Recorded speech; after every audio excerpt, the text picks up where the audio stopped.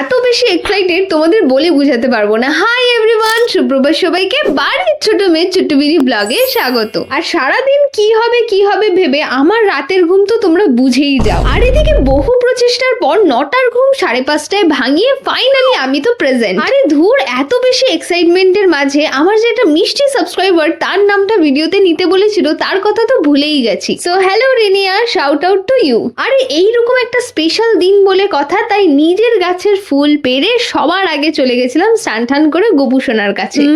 গপুকে কেমন সাজিয়েছি কমেন্টে জানাও দেখি। আসলে লাইফে ভালো হোক বা একটু মন্দ, এনাকে ছাড়া তো আমাদের কোনো কিছুই শুরু হয় না। তাই গপুকে পুজো আচ্ছা দিয়ে আমি টুই করে হয়ে গেলাম রেডি। ব্যাস, এবার কিন্তু আমার পেটটা গুড়গুড় করছে। আরে বাবা, করবে না? তোমাদেরকে না বললে তোমার পেটের ভাত হজম হয় না।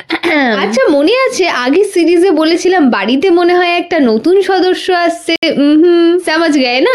না আর বেশি ওয়েট করতে হবে না, কারণ কি আজকেই চলে আসবে ঢিঙ্কা চিকা। আরে আমি তো এখনো এটাই ভেবে উঠতে পারছি না, একজনকে তো না হয় নাড়ু বলে রাখি, আরেকজনকে কি বলবো? মুয়া। আর সত্যি তোমরা যারা মা হয়েছো তাদের প্রত্যেককে হ্যাটস অফ, কারণ কি 9 মাস ধরে এত কষ্ট করার পরেই একগাল হাসি নিয়ে ওটিতে ঢোকা, it's not a small thing. ব্যাস, আমাদের গুল্লা বাচ্চা এসে হাজির। আর আমি কি এক্সাইটেড, আমার থেকে আরো 10 গুণ বেশি এক্সাইটেড আমাদের বাড়ির লোকজন। আচ্ছা, তোমাদের কি মনে হচ্ছে কমেন্টে জানাও দেখি, বেবি বয় আর গার্ল। চলো আজকের জন্য এইটুখানি। আচ্ছা চলতা হুঁ, দুয়া আমি ইয়াদ রাখনা। এরকম দুষ্টু মিষ্টি সিরিজ দেখতে গেলে বাড়ির ছোট মেয়েকে সাবস্ক্রাইব করতে ভুলো না। টাটা সবাইকে, হুশ।